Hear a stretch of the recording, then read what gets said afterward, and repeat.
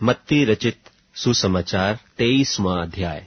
तब यीशु ने भीड़ से और अपने चेलों से कहा, शास्त्री और फरीसी मूसा की गद्दी पर बैठे हैं, इसलिए वे तुमसे जो कुछ कहें वह करना और मानना, परंतु उनके से काम मत करना, क्योंकि वे कहते तो हैं पर करते नहीं। वे एक ऐसे भारी बोझ को, जिनको उठाना कठिन है, बांधकर उन्हें मनुष्यों के कंधों पर रखते हैं, परंतु आप उन्हें अपनी उंगली से भी सरकाना नहीं चाहते। वे अपने सब काम लोगों को दिखाने के लिए करते हैं। वे अपने तावीजों को चौड़े करते और अपने वस्त्रों की कोरें बढ़ाते हैं। जेवनारों में मुख्य मुख्य जगहें और सभा में मुख्य मुख्य आसन और बाजारों में नमस्कार और मनुष्य में रब्बी कहलाना उन्हें भाता है, परंतु तुम रब्बी न कहलाना, क्योंकि तुम्हारा एक ही गुरु है और तुम सब भाई हो। और पृथ्वी पर किसी को अपना पिता न कहना, क्योंकि तुम्हारा एक ही पिता है जो स्वर्ग में है।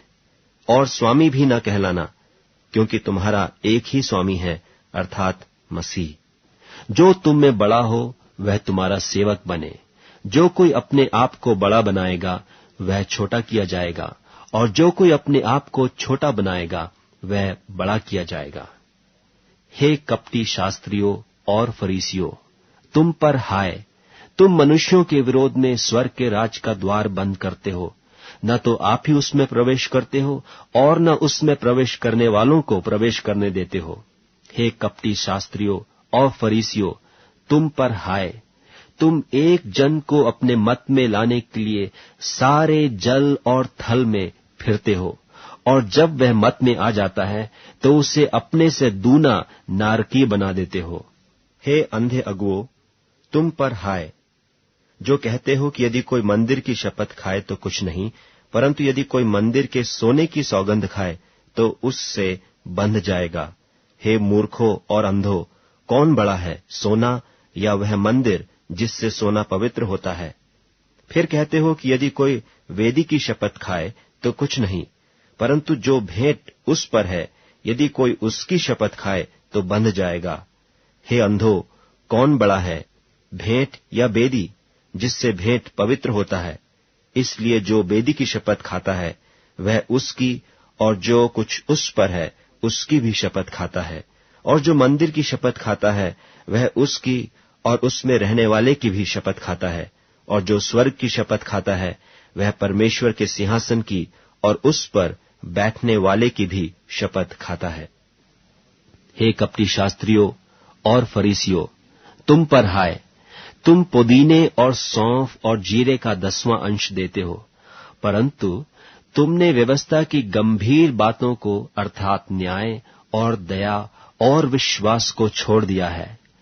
चाहिए था कि इन्हें भी करते रहते और उन्हें भी न छोड़ते। हे अंधे अगुओं, तुम मच्छर को तो छान डालते हो, परंतु ऊंट को निगल जाते हो। हे कपटी शास्त्रियों और फरीसियों, तुम पर हाय! तुम कटोरे और थाली को ऊपर ऊपर से तो मांजते हो, परंतु वे भीतर अंधेर असंयम से भरे हुए हैं। हे अंधे फरीसी, पहले कटोरे और थाली को भीतर से मांज, कि वे बाहर से भी स्वच्छ हों। हे कपटी शास्त्रियों और फरीसियों, तुम पर हाय! तुम चूना फिरी हुई कब्रों के समान हो, जो ऊपर से तो सुंदर दिखाई देती हैं, परंतु भीतर मुर्दों की हड्डियों और सब प्रकार की मलिनता से भरी हैं। इसी रीति से तुम भी ऊपर से मनुष्यों को धर्मी दिखाई देते हो, परंतु भीतर कपट और अधर्म से भरे हुए हो। हे कपटी शास्त्रियों और फरीसियों, तुम पर हाय! तुम भविष्यद्वक्ताओं की कब्रें संवारते और धर्मियों की कब्रें बनाते हो, और कहते हो कि यदि हम अपने बाप दादों के दिनों में होते तो भविष्यद्वक्ताओं की हत्या में उनके साझी न होते। इससे तो तुम अपने पर आप ही गवाही देते हो कि तुम भविष्यद्वक्ताओं के घातकों की संतान हो। सो तुम अपने बाप दादों के पाप का घड़ा भर दो। हे सांपों, हे करैतों के बच्चों, तुम नरक के दंड से क्यों कर बचोगे? इसलिए देखो, मैं तुम्हारे पास भविष्यद्वक्ताओं और बुद्धिमानों और शास्त्रियों को भेजता हूं, और तुम उनमें से कितनों को मार डालोगे और क्रूस पर चढ़ाओगे, और कितनों को अपनी सभाओं में कोड़े मारोगे और एक नगर से दूसरे नगर में खदेड़ते फिरोगे, जिससे धर्मी हाबिल से लेकर बिरिक्याह के पुत्र जकर्याह तक, जिसे तुमने मंदिर और बेदी के बीच में मार डाला था, जितने धर्मियों का लोहू पृथ्वी पर बहाया गया है, वह सब तुम्हारे सिर पर पड़ेगा। मैं तुमसे सच कहता हूं, ये सब बातें इस समय के लोगों पर आ पड़ेंगी। हे यरूशलेम, हे यरूशलेम, तू जो भविष्यद्वक्ताओं को मार डालता है और जो तेरे पास भेजे गए उन्हें पत्थरवाह करता है, कितनी ही बार मैंने चाहा कि जैसे मुर्गी अपने बच्चों को अपने पंखों के नीचे इकट्ठे करती है, वैसे ही मैं भी तेरे बालकों को इकट्ठे कर लूं, परंतु तुमने न चाहा।